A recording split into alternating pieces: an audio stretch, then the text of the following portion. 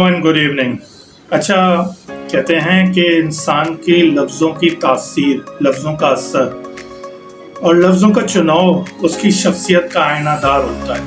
जहाँ उसका मुनासिब अल्फाज का इस्तेमाल उसकी शख्सियत को उभारता है, वहीं लफ्ज़ों का अपनी कुछ हैसियत होती है। वो कहते हैं ना कि अल्फाज की अपनी एक दुनिया होती है, हर लफ्ज़ अपनी जिम्मेदारी निभाता है। यानी अल्फाज कुछ हुकूमत भी करते हैं, कुछ गुलामी भी करते हैं, कुछ आपकी हिफाजत भी करते हैं और कुछ वार भी करते हैं। यानी आप जिस तरह अल्फाज पेश करेंगे वो उसी तरह अगले पे तासीर और तासुर छोड़ता हुआ चला जाएगा। कहते हैं ना कि आप किसी बुजुर्ग से बात करें तो आपको लफ्ज़ों का चुनाव, लफ्ज़ों का इस्तेमाल बहुत ही ध्यान से करना चाहिए, और किसी अपने से करते हैं तो लफ्ज़ों में कुछ और जिसे कहते हैं कि तासुर पेश करना होता है, और किसी अपने से छोटे से करते हैं तो लफ्ज़ों में प्यार और हमदर्दी और मोहब्बत पेश करनी होती है। यानी अल्फाज अपनी खुद एक दुनिया बनाए रखते हैं। लफ्ज़ों में बहुत तासीर होती है। वो कहते हैं ना कि लफ्ज़ों में बहुत तासीर होती है, इंसान की जिंदगियों का रुख बदल देते हैं। मुर्दा दिलों को जिंदा और जिंदा दिलों को पल भर में मुरझा देते हैं।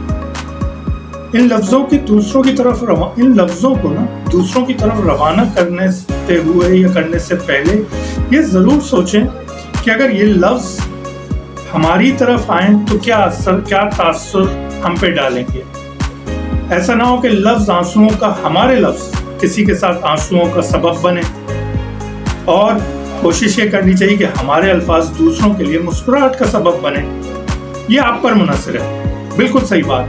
हम अगर अल्फाज का चुनाव बददियांती से करेंगे, यानी अल्फाज किसी की तरफ पत्थर की तरह फेंकेंगे, तो ये अगले को गमगीन करते चले जाएंगे। यानी आपकी शख्सियत का आईनादार बनेंगे और बेहतर नहीं आपके शख्सियत को पेश करेंगे। तो कोशिश ये करनी चाहिए कि हमें अल्फाज का चुनाव बहुत अच्छे अंदाज से करना चाहिए। ये हम पे ही मुनहसर है कि हम अल्फाज कौन से, किसके लिए, कैसे पेश करते हैं। हमारे ही अल्फाज दूसरे का दिल जीत लेते हैं और हमारे ही अल्फाज किसी के लिए आंसुओं का, दुख का सबब बनते हैं। कहना सिर्फ यही था कि पिछले चंद दिनों में जो कुछ मुझे सुनने को मिला, जो कुछ मुझे लोगों ने बताया, बोला, उसमें कुछ चीज़ें मेरे लिए बहुत अच्छा तासुर पेश करके गई और कुछ चीज़ें लाज़मी सी बात है अगली की शख्सियत का आईनादार बन गई। तो कहते हैं कि आपके अल्फाज आपके ख़ानदान, आपकी शख्सियत को पेश करते हैं। तो मैं नहीं चाहता कि मैं किसी के साथ ऐसा बर्ताव करूं या किसी के लिए ऐसे लफ्ज़ पेश करूं जो उसके लिए और मेरे लिए बाइस शर्मिंदगी और अगले के लिए बाइस दुख का बाइस बने।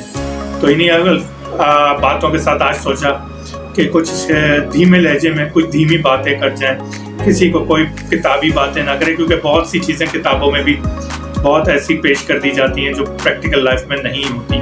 चलें, इन्हीं गुजारिशात के साथ अपने इर्द गिर्द के लोगों का बहुत ख्याल रखें। इंशाल्लाह अगली मुलाकात में कोई नई बात लेके आपकी खिदमत में हाजिर होंगे। तब तक के लिए इजाज़त दीजिए।